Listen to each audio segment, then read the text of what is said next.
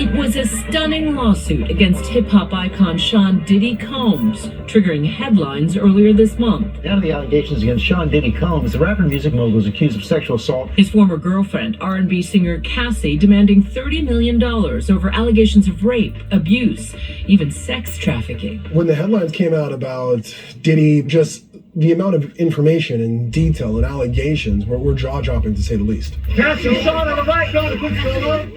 But it was just one of an avalanche of lawsuits, many hitting high-profile men, thanks to New York State's groundbreaking sexual assault statute. Combs settling out of court the very next day, his legal team later saying in a statement to ABC News, Mr. Combs' decision to settle the lawsuit does not in any way undermine his flat-out denial of the claims. He is happy they got to a mutual settlement and wishes Ms. Ventura the best. This is not an admission of guilt. This could just be the cost of doing business, that he wants to settle and move on even though these allegations are false, or they're true. And he doesn't want to go through the discovery process, and so it's better to settle and move on than to go through the loss, not only financially, but also in the court of public opinion. And as the deadline for New York's adult survivors law was set to expire, 2 other women suing Combs. Others suing actor Jamie Foxx, Guns N' Roses frontman Axl Rose, former New York Governor Andrew Cuomo, and current New York City Mayor Eric Adams, all accused of sexual abuse from incidents years prior. It's absolutely not true.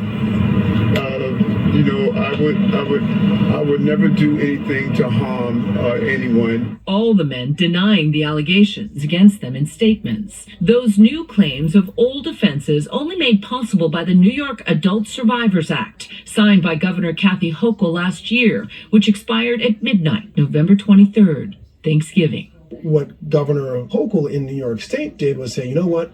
Just for a year, this would be the middle ground, so to speak, to allow these claims to come forward, but not open the barn door, so to speak, to allow all claims to come in forever.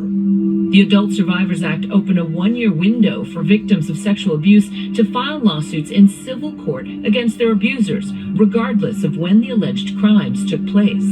Survivors have 1 year to take action. It doesn't matter if it was your coach, Your cab driver, your doctor. But the law had further reach, bringing forth thousands of claims of abuse, exposing systemic malaise across society, from spas to airports to hospitals, even prisons.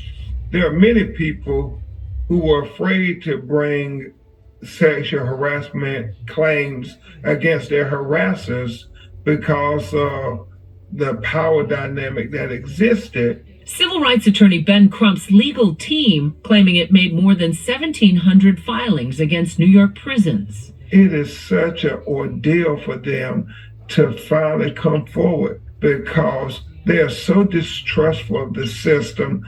They think that they have no voice, they have no power. Crump represents Mia Wheeler, one of those alleged victims. I spoke with her last year. It is hard to make a positive turnaround when you are being subject to sexual abuse. It plays on your mental. It takes your focus off of everything. Wheeler says she was in her 20s when she was sexually assaulted repeatedly by a prison guard in New York's Bedford Hills Correctional Facility.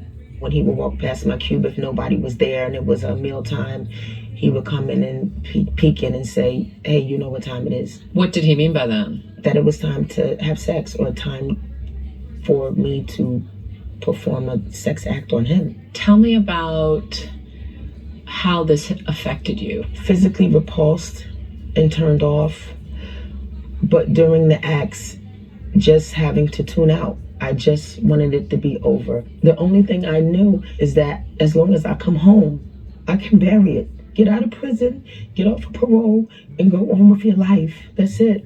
Now, almost 20 years after leaving prison, Wheeler is waiting to have her day in court. Wheeler is among at least 900 formerly incarcerated people who came forward, saying they were allegedly sexually abused in state prisons. See, you never really know the anger that can build up. The feeling of not being in control. The feeling of feeling less than, holding a dark secret and not being able to tell anybody. It's won my life.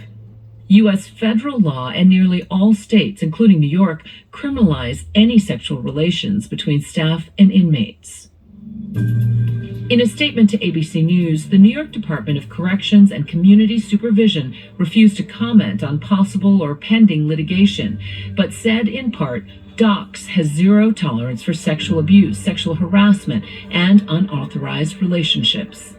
The department thoroughly investigates all reports of sexual victimization, including unauthorized relationships and retaliation against individuals who report incidents or cooperate with those investigations.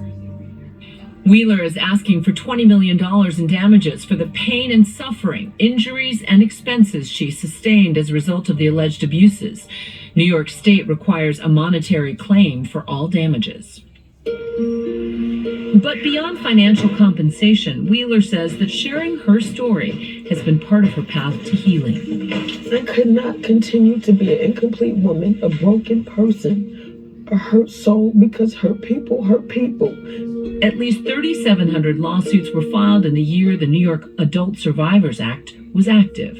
There are calls for the law to be extended or made permanent, but that requires new legislation from the state chamber.